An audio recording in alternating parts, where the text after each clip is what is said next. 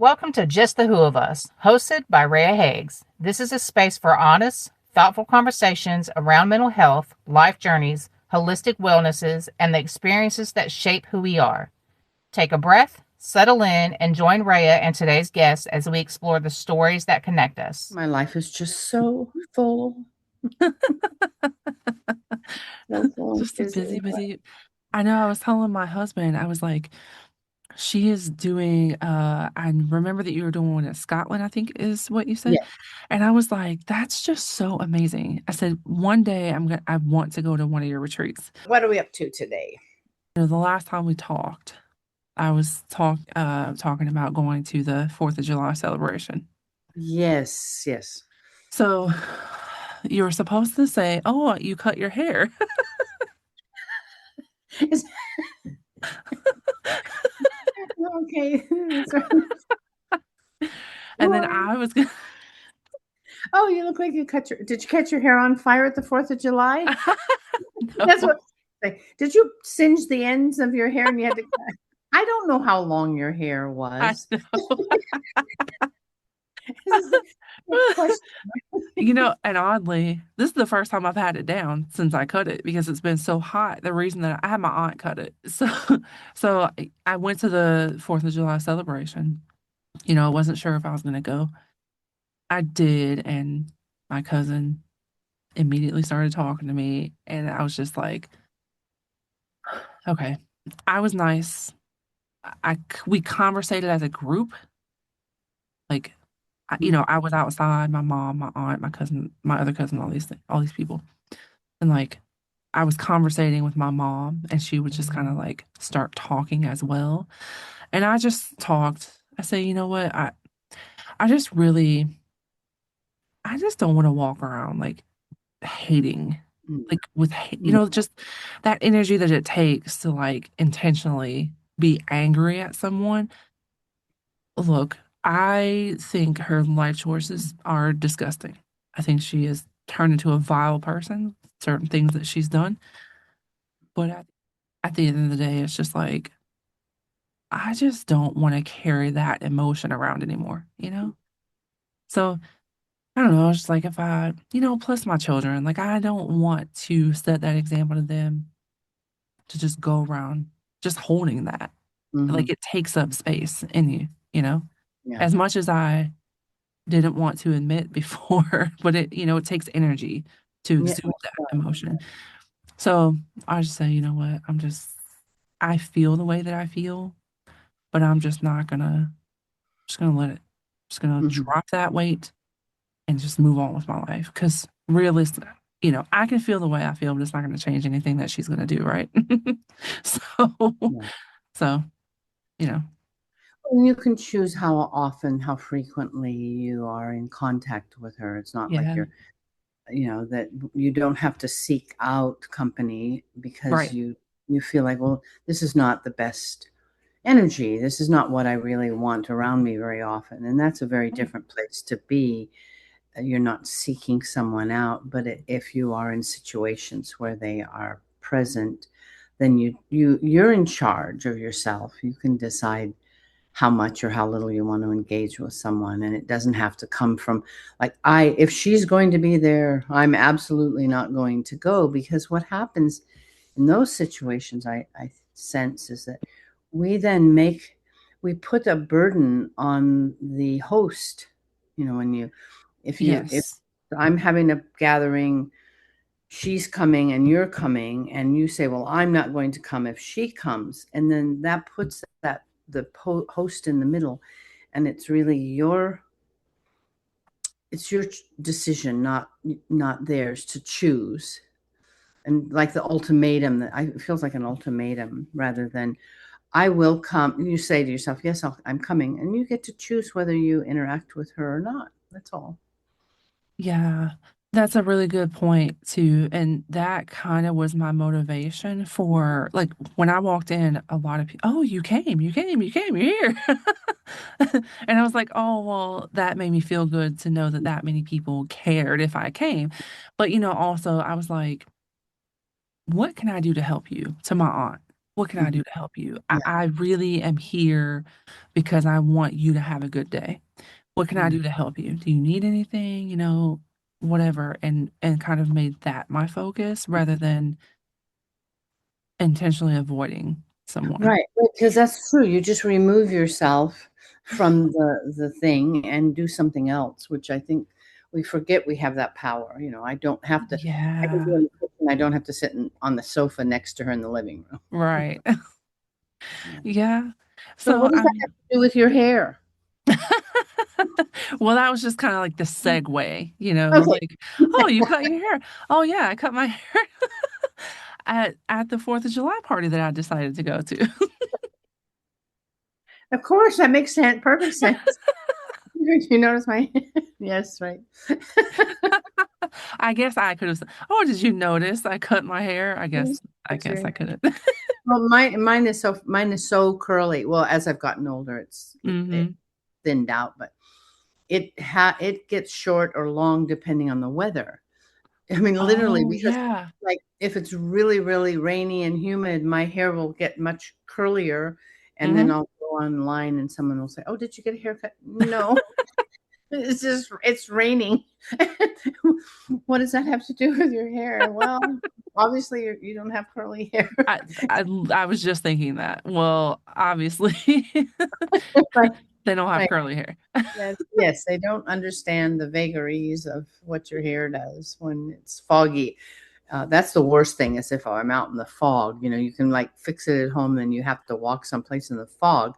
Yeah. And more so than rain, I think, because rain will just kind of drown you like a dog or something. But fog just makes it get Mhm. really, really tight and curly. Yeah. Yeah. I That's sent how you the my daughter's picture. hair is. A My, couple 2 of my daughters, their hair is like that, and then one of them, her texture is more like mine, mhm, so hers isn't as extreme, mhm, but yeah, my daughter's is like that too. yeah. Well, you saw, I sent you a picture of my grandson, right? And Yeah. his hair is getting so dense in the curls. And it used to, he just had really soft, kind of wavy hair, but it's really getting more and more curly. And it's like some of the um, family members. My dad had real curly hair like that, and Mm. and one of his brothers. But it comes more from the Scottish, Northern Scotland kind of background because he had really dark hair. My father, uh, Mhm. so who knows this? But curly hair is dominant, that's for sure. Yeah, I do agree. My kids love family, like, they love family stuff. On the other end, they are also very I don't have to interact with people because they're related to me, Mhm. which I love about them too. Like, they set boundaries, and I love it because I haven't always done that. But Yeah. when it comes to things like that, but they love family time. Even the older kids. My 17-year-old, um, we've started being more intentional with Saturday family game night. Mhm. And my 17-year-old made a comment about something. I don't remember exactly what it was about, but something about like us doing stuff together. And she's a teenager, so I thought in this one instance she just wanted to go somewhere to spend my money, right? And so initially I was kind of like, no, I can't do that right now. And she was like, I just wanted to go to spend time together. And I was like, oh, well, in that case, yes, I'm sorry. I didn't, Yeah. like, I thought you just wanted to, like, go spend money. No, she wanted to enjoy the experience. And I was like, oh, now I feel horrible. Yes, let's go do that. You And you know, just feel very human, very mother, right? I mistyped you, right? I did. I did. Well, I point out that she's a 17-year-old girl because I think that's important for anyone with a 17-year-old daughter to be like, oh, I get it. They do like to spend our money, you know? Like, Right, right. But, you do the best. I'm pontificating with all my why words of wisdom, but the truth is, if you really sit down with my 3 adult children and talk about the fact that I did the best I could as a mom, but I was Yeah. we moved all the time. We lived in other countries. We were always uprooted and going someplace else, and um, I'm sure they were traumatized. And they get together and tell stories about how, remember the time that mom, Yeah. because Yeah. it's never perfect, and it's always, I'm coming from a different place as a grandma, Yeah. Yeah, and that too. and also that I didn't have a child at 14, but I had 3 children by the time I was 25. That's Yeah. a handful. And I Right. was doing the best I could, and a big part of that time I was living in foreign countries, and even in a country where you don't speak the language and you don't even know what to look for at the grocery store. Yeah. Yeah. So it but we benefit from listening to each other. Who you have something valuable to share with other women listening to you. It's like, I was a young teenage mom. I've lived as a single parent, working, trying to provide. I've been in a good marriage. I've been in a bad marriage. Right. The fact that your children still talk to you, that you have a 17-year-old daughter that wants to hang out with you, speaks to Yeah. something Yeah. of how you navigated life, and you don't live it as an excuse. I really like, we're we don't have to be victims of what happened to us. We can actually own it and say, Yeah. some of the stuff that went on was really hard and it was terrible. And I have a scar from it. Right. Yeah. We will carry Absolutely. the scars, and that gives us a starting place. It's like, this happened. Here's the proof that this happened, but I don't have to. It's not an open wound. Right. Right. And I get to choose something different, and maybe it takes a couple of generations before the things change. Yeah. Yeah. Yeah. Your children are they are individual. They're born with their own personalities, but they hold something in their life that you gave them because you didn't give up.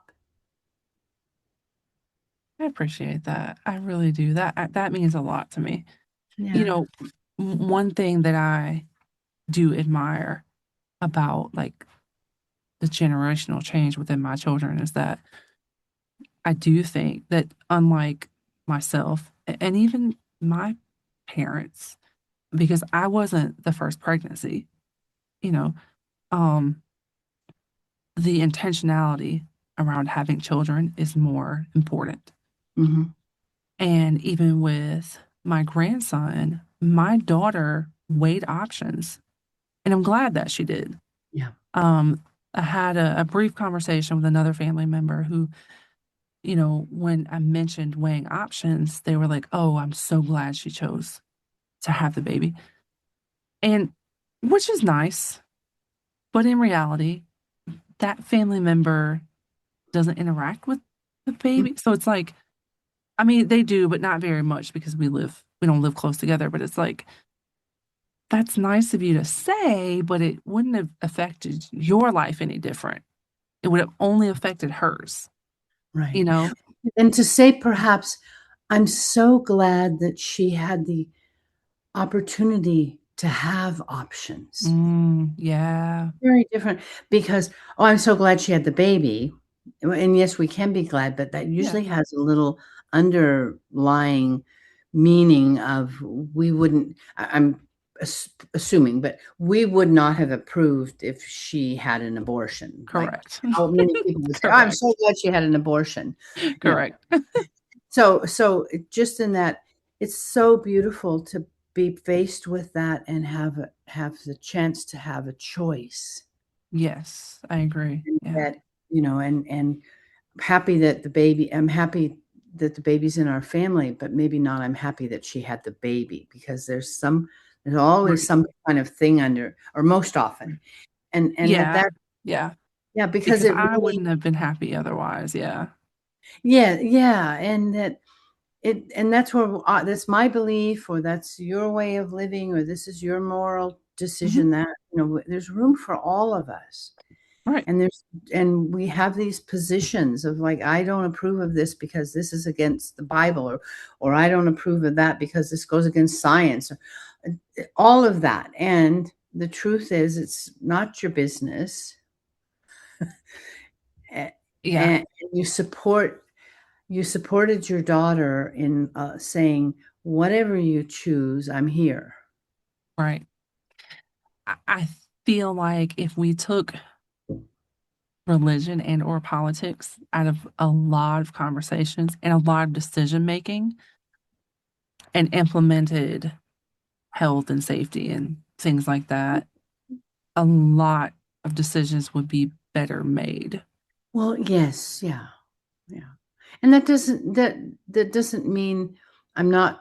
Well, even morality is in most cases what's moral in one culture or religious Right. background is not moral in another. So maybe get rid of that. It's Yeah. just the reality of life, Mhm. practicality of something, the Yeah. truthfulness.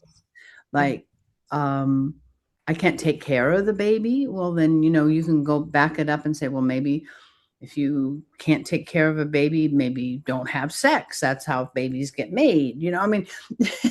you can have you thought of, I'm a surprise. Right. Well, Right. I Yeah. mean, it's like somebody saying, well, we didn't plan on this pregnancy. Right. Well, yes, you did, because if you have sex, there is the The options, yeah. chance of you're getting pregnant. So you're not planning it doesn't really mean anything. It's like every time you have intercourse, there's possibility of a baby. Yeah. Yeah. And so, yes, you did plan on it. Yeah. You planned And on so don't be surprised. Don't be as surprised. right. You didn't expect it, but, Yeah, you knew it was a possibility. Yeah. possibility. So Yeah. then you are responsible for that. Right. Right. Right. Yeah. Because you did choose, and it's not about whether you should or shouldn't have sex or what, but you did choose Yeah. to do that, to engage in an activity that had 50-50 chance of having a baby. Right. Yeah. And Yeah. that maybe that's not true when you're young, when you're 14, or if you've been raped, or, I mean, or unconscious or Right. whatever. Right. Yeah. But as as an adult, or even a grown-up teenager participating in sex, it's like you don't get to pull the card I didn't know, unless you totally Yeah. did, unless you totally didn't know. But Right. that's a Right. different. Yeah. I've been given that kind of way out before in getting pregnant at 14. Oh, well, you didn't know any better. Because he was 20, like 20 at the time. And oh, you didn't know, blah blah. And I don't accept that. I don't accept that out because well, I knew what sex was. I did have sex. I knew that I Mhm. didn't use a condom. Yeah. I knew there was a chance of pregnancy. Like I didn't expect it, No, but I but was aware. So that's why I chose to keep my son and take care of him and raise him because, well, I did make that choice. yeah, Now, in another scenario, I've chosen not to to move forward with a pregnancy because of the options that made the most sense for me and my current children. right. But even at 14, it was like, okay, well, And see, that's the difference too. It's like you were not an innocent. right, right, right, You right, have been taken right. advantage of. And maybe you're not developed at 14, but there are a lot of cultures where girls, that's not uncommon for young teenage kids to Mhm. come together. But he had an accountability, you had an accountability, and you made a decision. Maybe you shouldn't have at 14. Maybe it Yeah. was a family decision that needed to have been made with or without support. But to say, yeah, I participated in that. That's a very different way to be. Now, m my kids under 18 are not allowed to date anyone who's over 18, 18 or over. If you're in high school, You're not dating someone who's out of high school. Yes. Yeah. And my son, after he turned 18, had no interest in dating anyone under 18. Like that's just, you know, and another thing that I'm grateful for that, That's just plain stupid, right? right, right. Why even take that chance? If you're 21, you're not dating anyone under 21. Like Yeah. that's just was his decision. He's like, I don't want to chance it. And so, like I said, it's just another thing that I'm grateful that they carried in life Yeah. Yeah. from me, because there's, I just, but I also don't think that a 14-year-old should be dating a 20-year-old, 20, 21-year-old, Right. I mean, and that you yes, know, of course but it it does. also goes back to supervision. That's Yeah. why you have conversations with your children and you try to keep up with as best you can what's going on with their lives because teenagers can be sneaky and sometimes they do hide things, Well, you know, right. Right. That's but also the reality of life. right, right. And I don't claim to know 100% every single little thing, and not that I necessarily need to, right? But I know that I know the important things. yeah. Yeah. And there could be a 14-year-old girl and a 20-year-old guy, and the girl had a lot of supervision at home and had the most, beaver, leave it to cleaver, beaver, whatever, mother and father wearing apron with pearls and stuff, and they had the best supervision in the whole world, and she still got pregnant. So Yeah, yeah, it's also because at some point as 14, you did choose, and yes, yeah. your mom didn't supervise you. Maybe that added to the opportunity, but there was a place where you chose something. Hmm. Yeah, Maybe you didn't know the consequence. Maybe you did. Maybe you were immature. Maybe you were mature. right, All maybe, and then right. here we are. I'm a young woman, pregnant. I chose to have a baby. I chose to raise this child. That you gave that to your children. You gave that place of autonomy in the sense that this was a choice I made. It wasn't necessarily right or wrong or the good or the bad. It was I chose to be responsible. And in having an abortion at another point in your life, you also chose to be responsible. So it's all Yeah, that place is like one if and again, this is not to debate whether people approve of it or disapprove or God likes it right. or it's about how you navigate the life you live Yes, and also your willingness to live with the consequence. very much so. Yeah, Because I've never had an abortion, so I can only speak from I can imagine based on other people's stories that there is a loss. That there might I can imagine that it's possible even if you wanted it, that you grieve. I mean, yeah, there's all sorts of things that can happen. It's just not cut and dried. "Oh, I'm going to end right, the life of a I'm going to murder my unborn child." That's a pretty, right. like, heated conversation, or I chose to terminate a pregnancy. Doesn't matter how you speak about it, it was still something that you decided, Yeah, and you live with the consequence, whether you live with the baby you had at 14 or you live with the memory that you chose to have an abortion. yeah, yeah. You know, what's I don't know if funny is the word, but interesting. I went to an annual checkup a couple years back, and on my way out, they were like, "Oh, we just need to verify a couple things. You've had this number of pregnancies, correct?" And I was like, it just like hit me like I'd like slammed into a wall, and I was like just started crying. Mm, mm, I think that people have this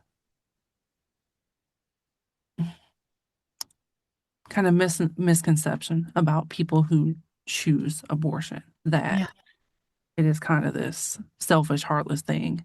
right. And years later, leaving an appointment, being just like reminded, Yeah. because then I explained, oh, yes, oh, you have this many live births. I had this ectopic that I had to terminate, and then I had this. It was just so overwhelming to talk about because Yeah. I've, like it's been a long time since I really like felt it. Hmm. And even now, it's kind of an emotional, Well, yeah, of course. you know, There's a grief. There's a grief no matter why, what it was, or why you did something or didn't do something. yeah, It's a loss. right. Yeah, I did a ritual several years ago. Was it like at the end of the Halloween ritual, but end of year, fall going into winter, and it was like a death ritual to honor the dying that happens in the fall before the coming of the winter. And it's a Mhm. beautiful piece of music from Ward Runa, a band called Ward Runa, and it's the Hellwegen. So it's like the walking the road to death, and it's really intense music. And at the end, this woman came up to me and she said, "Were there little children laughing in that music at the end?" And I'm just like, "Well, I didn't hear that." No, I didn't hear that. She said, "Well, as we were doing the ritual, walking that with that music, I heard these children, and I just wondered if that was really on the music." And say, "Well, I've never heard it. I'm trying to be Yeah, neutral." And she right. said, "Well, I've never told anyone this.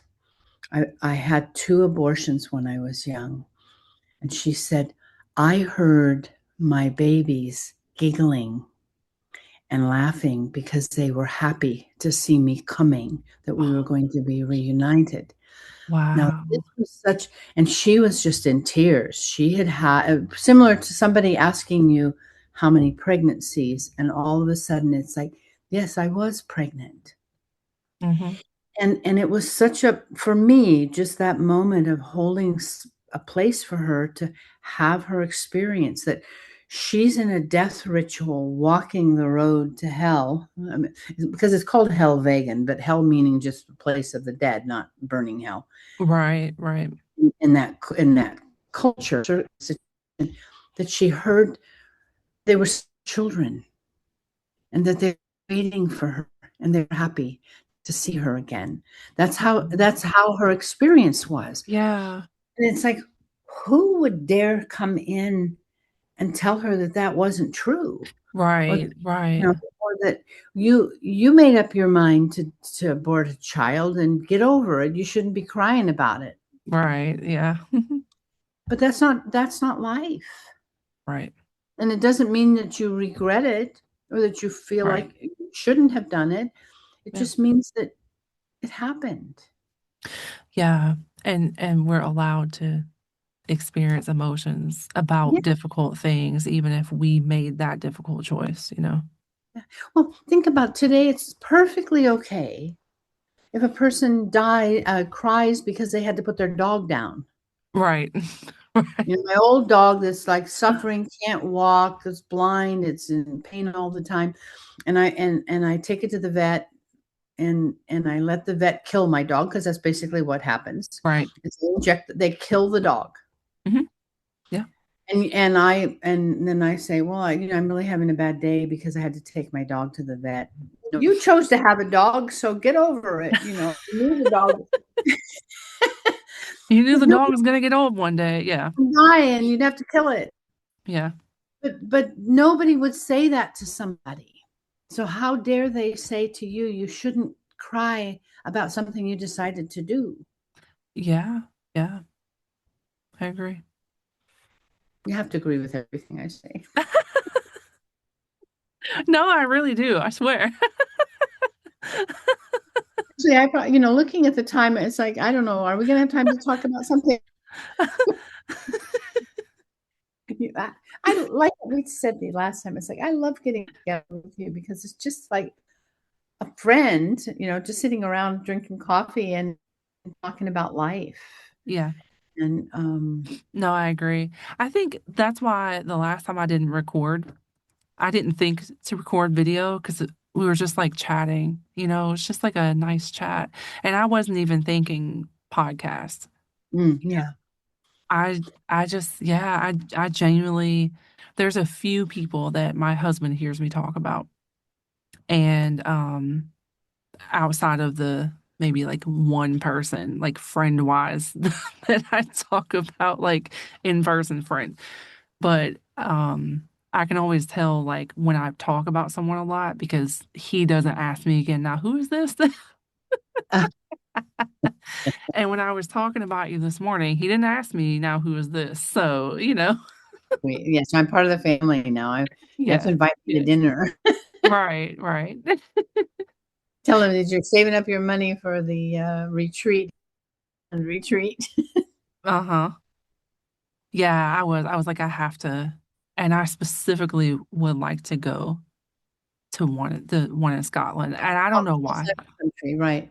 I Well, mean, you just set that intention. That I really believe that in the magic of how things come forth in ways that you don't anticipate and yeah.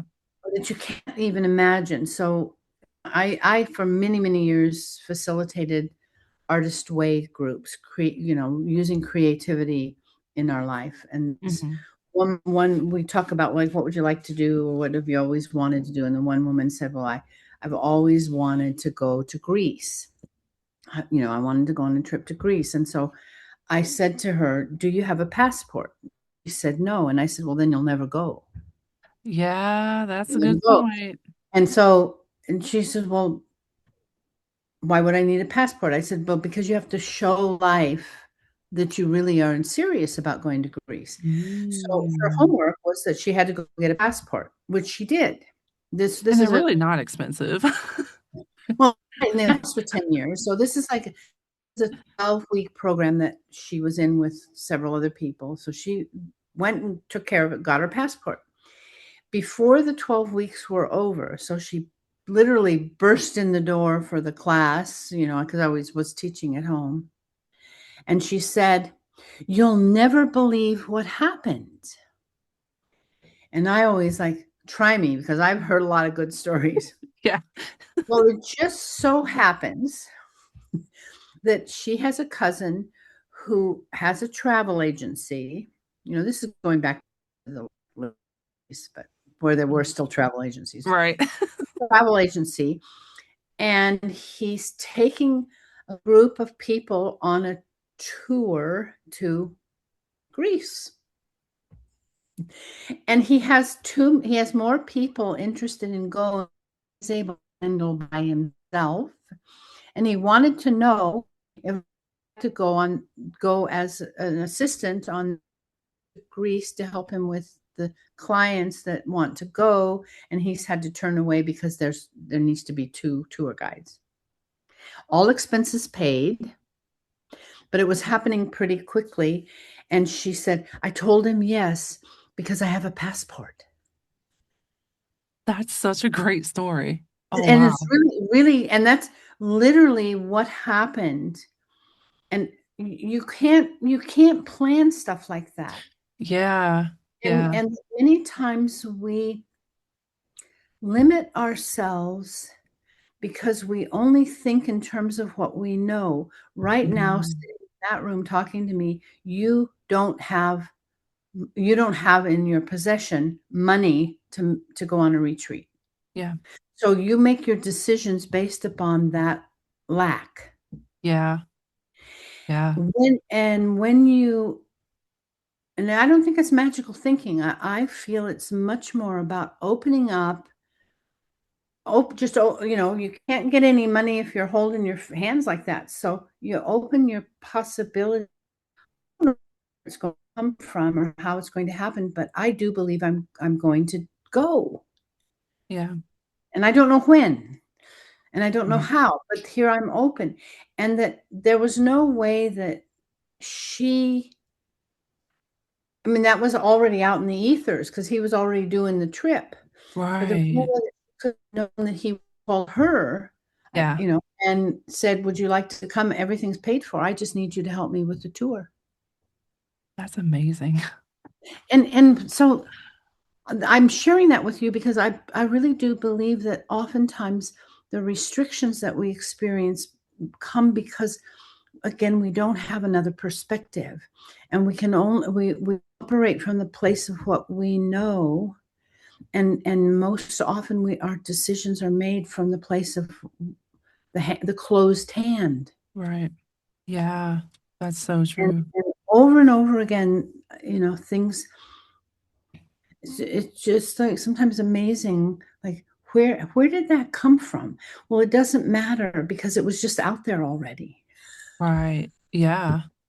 So just Right. keep saying it's like tell your husband, I'm right now. I don't know when and I don't know how, but I'm going to Scotland on a retreat with Ingrid, or Yeah. with somebody. It does, or I'm going to go by myself. I'm going to Scotland. Do you have Yeah. a passport? No. Okay, so I would say the same thing. That's why you can't go with me in October. Yeah. It's not about the money or the obligations or what. You can't go right now because you don't have a passport. Yeah. Wow. But that's what I mean about like perspective because I never would have thought about that. No. Never would have made that correlation. But hearing that perspective is very inspiring. Yeah. So you just go. And Yeah. you go to the post office and you fill out the form and they take your picture, because they do it at the post office. Well, at least most post offices have it. I think I think the I've heard they do it at Walmart too. Well, they probably at Walmart take your passport photo. I don't know if they have Oh, maybe that's app, what it and is. it's some post office. It's usually the main post office in a city has the capability. They have the forms, and some of them, and I think you make an appointment. You just call and inquire or go in and ask, are you Mhm. able to do the passport application? And then they sent right there, the picture's there, you give them the check and the application and your whatever you need, your birth certificate or whatever. Mhm. And I always encourage, I mean, that's a given. I always encourage everybody to have a passport. I really think also because of our Yeah. political unrest, uncertainty with things, a passport is a legal binding document. It's not a driver's license. It's actually a document that verifies who you are, and it's a federal document. They last for 10 years. I just kept pushing on my daughter too because they live right near the near the Mexico border, and they're in New Mexico, but they're by El Paso, and then the river just divides them from Mexico. And I said, I'm not an alarmist or anything, and no, you don't look like you're Mexican. Blue eyes, blonde hair, kind of. But I said, get Archer his passport. You need to Mhm. get your child his passport because if something happens and we don't know, I mean, this is a document that is an identification document that's accepted globally. Yeah, that's true. That's a great point, honestly, yeah. It's not because he can't have a driver's license. He's a kid. Then what kind of documentation do you have, even that those children belong to you? Yeah. Yeah. So to me, it's not about being, because I'm not a fatalist or an alarmist or all that. It's like Yeah. real world practicality. Get yourself a passport. Yeah, no, that is a good point. I have made sure I've had conversations because my kids are mixed, and a couple of them do look like they could be Hispanic. One of them gets asked all the time if they speak Spanish, but the other ones, a lot of us feel that there is also a large attack on brown skinned people in general.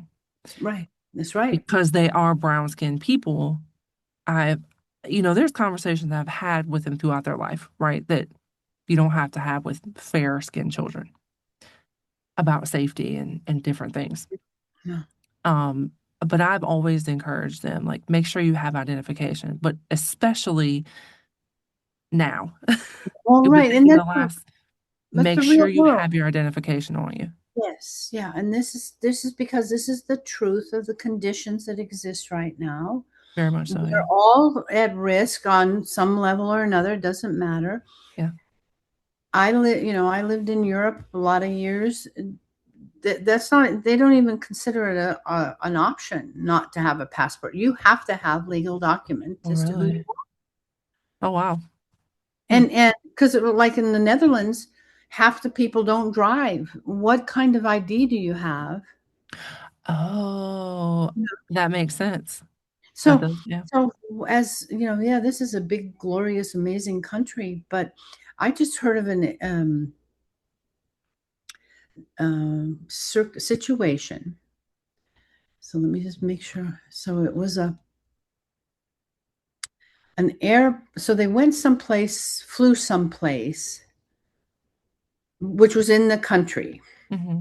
but because of some type of on the return flight, some type of storm necessitated that the plane had to land in Canada. But because the person only had like a driver's license, because you can get on a plane and fly with just a driver's license, Uh-huh. so it's that registered one. Because they didn't have a passport, they absolutely, there were some kind of complications with people that don't, because you're in a foreign country. And Mm, that wasn't where they were going, but that right. was where the plane had to land. So now you technically, like, Oh. some crazy thing about you couldn't even get off the plane because if once you disembark, get off the plane, Uh-huh. you're actually on foreign soil, and you are there then without legal papers. Oh, wow. I mean, you can't go to Canada without a passport. Well, Right. maybe, but I wouldn't ever go out of the country. Right. Right. But You shouldn't. don't think about things like that. But it's like, Yeah. oh, Yeah. here I am on, and what if you were ill and they had to land the plane so that you could get off, for emergency, but you're in a foreign country with Mm, no documentation. right. Not so dangerous in Canada, but it was just one of those weird circumstances of like, oh, this is really, this could happen. This is why I would want to have a passport, not just a driver's license. Yeah, no, that's a really good point. You know, and even more so now. Even Yeah, more so now, it is important. Um, well, it is. I mean, we could go to war. It's like people don't want to talk about. We could actually go to war. We've never been involved in a war, but we've sent our troops over. But what if all of a sudden we were at war with uh, another country, and then you're just like, who are you? yeah, yeah. So, okay, I'm gonna say I'll go. Yeah, I'm like seeing if they're coming to kick me out yet. But Also, I haven't had breakfast yet. I just had my coffee. me either. Well, I've been fasting between 6 and 7 p.m. until at least 11 or 12 the next day. But it's 1 o'clock here and I am very hungry. So I'm with you. I'm gonna go get something to eat. Thank you for spending this time with us on Just the Who of Us. We hope today's conversation offered reflection, comfort, or a moment of clarity. If this episode resonated with you, feel free to share it with someone who may need it. Until next time, take care of yourself and remember, you're not alone in the journey.